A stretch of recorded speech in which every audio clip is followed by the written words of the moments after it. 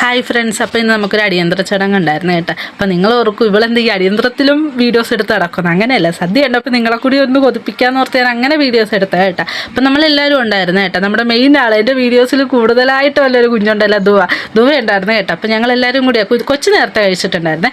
പിന്നെ ഞങ്ങൾ ബാക്കി കുറച്ച് പേരെ ഉണ്ടായിരുന്നുള്ളൂ കഴിക്കാനായിട്ട്. അപ്പോൾ ഞങ്ങൾക്കൊന്ന് കോട്ടയം വരെ പോകണമായിരുന്നു. അപ്പോൾ നമ്മൾ അതും കഴിഞ്ഞ് വന്നിട്ടാണ് ഞാനും ഉണ്ണിയും കൂടി കഴിക്കാനായിട്ടിരുന്നത്. അപ്പോൾ ഇവരും നമ്മുടെ കൂടെ ഇരുന്നേ. അപ്പോൾ പിന്നെ ചോറ് നല്ല കുത്തരി ചോറായിരുന്നു കേട്ടോ. സാധാരണ ഞങ്ങളുടെ ഇവിടെയൊക്കെ പരിപ്പ് വന്നിട്ട് അതിന് പുറത്താണ് ചോറ് ഇടുന്നത്.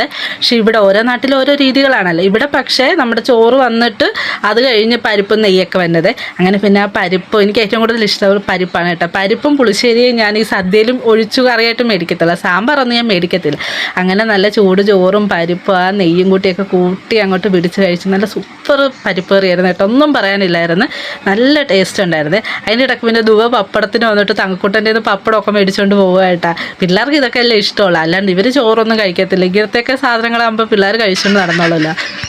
അത് കഴിഞ്ഞ് പിന്നെ പുളിശ്ശേരി വന്നു കേട്ടോ. നല്ല കുറുകിയ പുളിശ്ശേരി ആയിരുന്നേ. എനിക്ക് നേത്തപ്പഴം ഇട്ട് ഉണ്ടാക്കിയതാണെന്ന് തോന്നുന്നത്. അങ്ങനെ ആ പുളിശ്ശേരിയും കൂട്ടിപ്പിടിച്ച് നല്ല ടേസ്റ്റ് ഉണ്ടായിരുന്നേ. അത് കഴിഞ്ഞ് നമുക്ക് പിന്നെ നമ്മുടെ മെയിൻ ഐറ്റം പായസം വന്നേ. നല്ല ശർക്കര പായസം, മറ്റേ അടയായിരുന്നു, ചെറിയ അടയിൽ. അതും പപ്പടം എനിക്ക് നിർബന്ധം, പഴം എനിക്ക് വേണമെന്നില്ല കേട്ടോ. ഞാൻ ആ പായസവും ഇതെന്താണ് പപ്പടവും കൂട്ടി അങ്ങോട്ട് പൊടിച്ച് അങ്ങോട്ടിട്ട്, പപ്പടം നമുക്ക് രണ്ടാമതൊക്കെ കൊണ്ട് തരുന്നുണ്ട്. അങ്ങനെ പിന്നെ ഞങ്ങളുടെ നന്ദുവിനോട് കൂടി ഞങ്ങളുടെ യുദ്ധം അങ്ങോട്ട് അവസാനിച്ച് കേട്ടോ. ലാസ്റ്റ് എഴുന്നേറ്റ് പോകുന്ന നന്ദുവായിരുന്നു. അത് കഴിഞ്ഞ് പിന്നെ നമ്മൾ കൈയൊക്കെ വന്നപ്പോൾ എല്ലാവരും ഉണ്ടായിരുന്നു. പിന്നെ അവരായിട്ടൊക്കെ നിന്ന് സംസാരിച്ച് എന്നെ കളിയാക്കിക്കൊണ്ടിരിക്കുക, നന്ദു കുഞ്ഞിപ്പെണ്ണെന്നും പറഞ്ഞു കേട്ടോ. അങ്ങനെ പിന്നെ അക്ക ഉണ്ടായിരുന്നു, നമ്മുടെ പൊടിമോളുണ്ടായിരുന്നു. അത് ഞങ്ങൾക്ക് കടയിലൊക്കെ ഒന്ന് കയറണ്ടായിരുന്നു. അപ്പോൾ ഇവിടെ മറ്റേ നമ്മുടെ ഓണത്തിന് വെക്കണ ഇതിരിപ്പുണ്ടായിരുന്നു, അത് വെച്ച് ഉണ്ണിയോടെ കളിച്ചു. അത് കഴിഞ്ഞ് പിന്നെ നമ്മൾ തിരിച്ച് വീട്ടിലോട്ട് പോകുന്നു.